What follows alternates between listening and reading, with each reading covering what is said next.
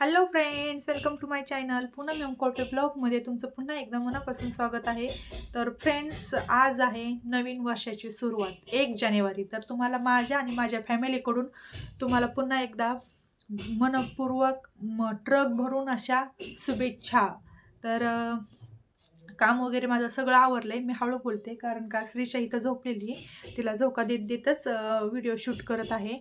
सकाळीच केलं भाकरीचे आपले रात्रीची भाकरी जी शिल्लक होती त्याचेच तुकडे बनवले आणि टिफिनला चपाती आणि बेसनपोळी केलेली आहे. त्याच्यामुळे काय आता एवढं स्वयंपाक वगैरे राहिलेलं नाही आहे. काय भांडी वगैरे घासली, कपडे वगैरे पण धुवून झालेत. फक्त ही उठली की हिची आंघोळ वगैरेच तेवढीच राहिली, नाही तर बाकी सगळं माझं काम कंप्लीट झालेलं आहे.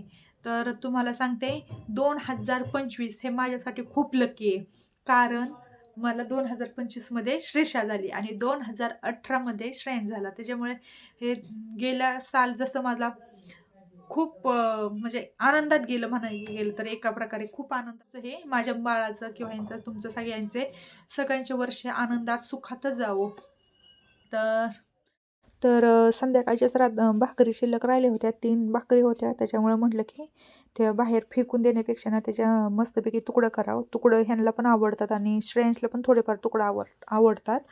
तर इथं मी भाकरी घेतल्या, बारीक बारीक तुकडं वगैरे केलं, पण कडक झाल्या होत्या म्हणून काय म्हटलं, बारीक बारीक तुकडं केल्याच्या नंतरनं त्याच्यावरती थोडं थोडं पाणी टाकलं. पाणी टाकल्यामुळं ते मऊ मस्तपैकी झालं. मऊ झाल्यानंतर व्यवस्थित ते कसं आहे ना आपल्याला बारीक करता येतं. मग बारीक केल्याच्या नंतर सगळं जेवढं साहित्य लागतं, तुम्ही कांदा, टोमॅटो, शेंगदाणे, परत ना तुम्हाला सांगते कढीपत्ता आणि एवढं सगळं बारीक करून अगोदर ठेवलं. आणि नंतर ना त्याच्यात तेल वगैरे गरम केलं कढईमध्ये, आणि कढईत तेल गरम झाल्याच्या नंतर ना अगोदर सगळ्यात आधी मोहरी टाकली, आणि मोहरी टाकल्याच्या नंतर ना कढीपत्ता टाकला. नंतर टेस्टीला पण एकदम भारी लागतात बरं का, एक नंबर लागतात. आणि जुनं ते सोनं म्हणतात ना त्याच प्रकारचं आहे, कारण का खूप टेस्टी होती केल्याने. तर चपातीचं पण तुकडं खूप छान होतात आणि बाजरीच्या भाकरीचं सुद्धा छान होतात तुकडं. आमच्या तर सवय खायला, आम्ही कंटिन्यू म्हणजे भाकर वगैरे शिल्लक राहिली की करतच असते सारखी. तर इथं कांदा वगैरे व्यवस्थित चांगला परतून घेतला, सगळं जेवढं होतं टोमॅटो वगैरे ते सगळं साहित्य परतून घेतल्यानंतर ना शेवट त्याच्यात मीठ आणि हे भाकरीचे जे तुकडे होते ना ते टाकले आणि व्यवस्थित चांगल्या रीतीने त्याला परतू कमी गॅसवर घेतलं. तर तिथं श्रेषाला पण खालीच ठेवली होती मी. श्रेषा खेळतच होती आणि श्रेषाला बघत बघत म्हटलं चला आपण पण काम करून घ्यावं, नाहीतर तिला एकटीला घरात टाकली की ती रडत बसते कवर पण. मग तिथे काल मी लाडूची रेसिपी पण सांगितली होती. तर मी लाडू बनवले होते, थोडेच आणले होते खाण्यासाठी. तर ते शेंगदाणे जे होते ना ते अबडधोबड बारीक केले, दाणेदार ठेवले होते, जेणेकरून खायला वगैरे टेस्ट मस्त होती, व्यवस्थित चांगली लागते. तर आपली मनी पण आली होती इथे काम करताना. तर श्रेयांश आला, श्रेयांश खेळतच होता बाहेर. तर मला म्हटला, मम्मी तुझं व्हिडिओ शूट वगैरे करू का? तर म्हटलं कर. तर मी भांडे घासत होते, तर त्याने माझा थोडाफार व्हिडिओ शूट केला, पण त्याने व्यवस्थित आणि छान केला आहे व्हिडिओ शूट वगैरे.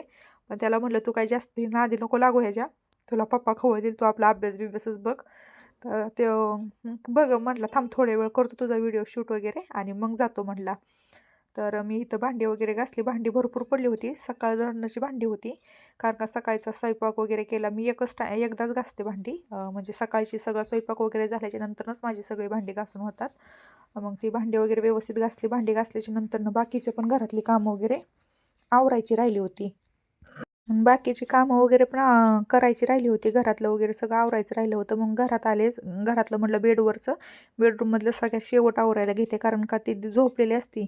मग ती झोपलेली असली की काय वाजवलं की लगेच ती उठते. त्याच्यामुळे म्हटलं की अगोदर सगळं बाहेरची कामं वगैरे व्यवस्थित करून घ्यावं आणि मगच घरात यावं. कारण का ही झोपली, हिची आंघोळ वगैरे काय झाली नव्हती, तशी झोपली होती. आता 11 वाजले होते, 11 साडे 11 वाजले होते, पण ती काय लवकर उठतच नाही. मग आणि थंडी असल्यामुळे पण मी काय करते, तिला आंघोळ काय लवकर घालत नाही, उशिराच आंघोळ घालते मॉलिश वगैरे करून. तर इथं ती झोपली होती म्हणून म्हटलं चला हंतरुणाचे वगैरे कपड्याचे ब्लँकेटच्या घड्या वगैरे घालून ठेवल्या. आणि तिचे जे मॅट वगैरे होते ते पण भरपूर आहेत, त्याच्यामुळे ते पण काय करते मी सकाळचं लवकरच सुकायला घालते. उठल्या उठल्या अगोदर ते बाहेर घातले ना सुकायला तर व्यवस्थित ते सुकतात. आणि तुम्हाला सांगते रात्रीची तर एवढी थंडी आहे ना, आमच्या इकडे भरपूर थंडी आहे. 2-2 ब्लँकेट असे मोठे घेतले ना तरी थंडी जात नाही, एवढी गार लागतं हवा. श्रीशाला तर मी एकदम पॅक करते, स्वेटर वगैरे घालते, पायात पायमोजे वगैरे घालते, हातातलं मोजे वगैरे पण घालते. पण टोपी पण घालते तिला व्यवस्थित आणि मगच हे होते. नाहीतर एवढी थंडी आमच्या इकडे भरपूर आहे. आणि काय होतं ते पत्र्याची हाईट वगैरे कमी असल्यामुळे ना थंडी भरपूर लागते. आणि बाहेरचं आपल्या घराच्या जे अवतीभोवती सगळे झाडेच भरपूर झाडे आहेत. आणि झाडे असल्यामुळे काय होतं पाणी वगैरे सोडलेलं असतं त्याच्यामुळे भरपूर थंडी लागते ना. घराच्या पाठीमागे थोडासा अर्धा किलोमीटर अंतरावरती कॅनेलसुद्धा आहे. त्याच्यामुळे पाणी वगैरे कॅनेलला वगैरे आलं की आपल्या इकडे थंडी भरपूरच पडते, भरपूर प्रमाणात असते. तर ते जे मॅट वगैरे सुकले होते तर ते घरात घेऊन आले मी. आणि व्यवस्थित ती घड्या वगैरे घातल्यानंतर हे जे गादी आहे ना, हे गादीचं 5 ह्याचा सेट आहे. तो मी ऑनलाईनच मागवला होता. श्रीशा होण्याच्या अगोदरच ते मागवलं होता. तर ते व्यवस्थित आणि छान आला होता आणि छान टिकलं आहे. तर अजूनपर्यंत तर खूप छान आहे. आणि जे पाळणा आहे ना, त्या पाळण्यामध्ये पण हे 2 गाद्या मस्तपैकी टाकते. मग मऊ वगैरे झोपायला वगैरे व्यवस्थित उबदार होत्यात. तर मग बेडवरचं वगैरे व्यवस्थित सगळं आवरून घेतलं हळू. ती झोपली तोपर्यंत म्हटलं. तर इथं बेडवरचं सगळं आवरून झालं आहे माझं. आणि आता घरं वगैरे पण पुसायची होती बाकीची पण. मग काय केलं अगोदर आतमधलं बेडरूमच सगळं अगोदर आवरून घेतलं. नंतर हॉलमध्ये गेले. लगेच काय हॉलमधलं काही आवरलं नाही आहे मी. नंतरनं झाडून काढलं ना. अगोदर इथलं व्यवस्थित किरसुनीने झाडून काढतो आम्ही. हे काय वापरत नाही मोठा झाडू वगैरे. झाडूने काय कचरा वगैरे व्यवस्थित निघत नाही. त्याच्यामुळे आम्ही जी किरसुनी असते ना त्या किरसुनीने व्यवस्थित ह्याच्यात निघतं. आणि ही जी फरशी आहे ना त्या फरशीचे जे फटे असतात ना थोड्या त्याच्यामध्ये कचरा गुंतलेला असतो. त्याच्यामुळे ते निघत नाही. त्याच्यामुळे आम्ही काय करतो आमच्यात छोटीच किरसुनी ती बाकी सगळ्या ह्याच्यात आम्ही तीच वापरतो. तर इथं व्यवस्थित बेडवरची घाण वगैरे काढली आणि मग ते झाडून वगैरे काढलं. आणि झाडल्याच्या नंतरनं त्या उशाचे कवर जे होते ना ते पण मला बदलायचे होते. ते काय होतं माहिती का, कंटिन्यू जर एकच म्हणजे जास्त दिवस कवर वगैरे घेतला ना आपले केससुद्धा डॅमेज होऊ शकतात. त्याच्यामुळे मी काय करते 2-3 दिवस झाले की आपलं कवर परत बेडशीट वगैरे बदलत असते. तर हे बेडशीट जे आहे ना ते सुद्धा मी ऑनलाईनच मागवलं होतं. आणि बेड पण मी आता नवीनच घेतलेला आहे. डिलेवरी व्हायच्या अगोदर 1 महिनाच अगोदर घेतला असेल मी हा बेड. आणि हे बेड घेतल्याच्या नंतर गादी वगैरे पण आम्हाला व्यवस्थितच बसली. एवढं काही हे झालं भेटलं नाही आहे. पण हे बेडशीट 2-3 मी एकदम बेडशीट आणले होते. आणि बेडशीटसुद्धा घेतली. आणि जे वॉटरप्रूफ जे कागद असतो का बेडशीटवर टाकायचा असतो तो सुद्धा मी ऑनलाईनच मागवला होता. तो पण खूप छान मस्त क्वालिटीचा आहे. कसं म्हटलं छोटं बाळ आहे. छोटं बाळ असले की सू वगैरे करायचा करतं. त्याच्यामुळे म्हटलं की आपली गादीसुद्धा खराब होईल म्हणून मी ते ऑनलाईन ते सुद्धा 2 मागवले होते. तर इथं झाडून वगैरे व्यवस्थित पटापटा सगळं घेतलं. तर झाडू मारताना काय झालं, झाडू मारताच की आवाज गेला तिला. आवाज गेला की लगेच उठली. म्हणून म्हटलं की आता सगळं चाललंय काम ती बिना आवाजाचं चाललंय. नंतर म्हटलं आपण काय अगोदर सगळं शूट करून घ्यावं आणि नंतरनं ते रेकॉर्डिंग करून घ्यावं. नाहीतर मग म्हटलं की आपण जर आता बोलत जर काम करायला लागलो तर का नाही ते लगेच जागी होईल, उठेल. म्हणून मी आपलं हळूहळूच सगळं काम चालू होतं. मग ते करतच व्यवस्थित हे केलं. मग अगोदर आतमधले आता बेडरूम वगैरे झालं माझं क्लीन करून. आणि नंतर ना मग आणि नेमका तो पण बाहेर खेळत होता. पण बाहेर खेळत होता तर तुझा स्ट्रेंथ चांगला काल हे तर पाठीमागे गेला घराच्या पाठीमागे आणि तारेवर चढला. ते त्याला नेमकी हाताला सुद्धा थोडीशी तार लागली.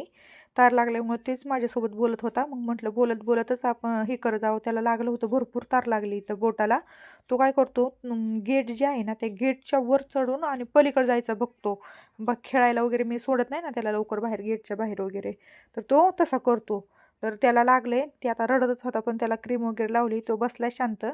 तर त्याला म्हणलं काय कालवा करू नको आतमध्ये. दीदी झोपली. दीदी उठली ना नाहीतर दीदी उठली की लय रडेल, मला काम पण करून द्यायची नाही.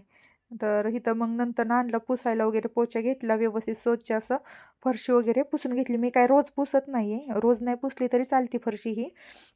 एवढी काय खराब होत नाही आहे. हे जे असल्यामुळे आपली जुनी ह्याच्यातून आणि थंडही राहते पण ही फरशी बरं का.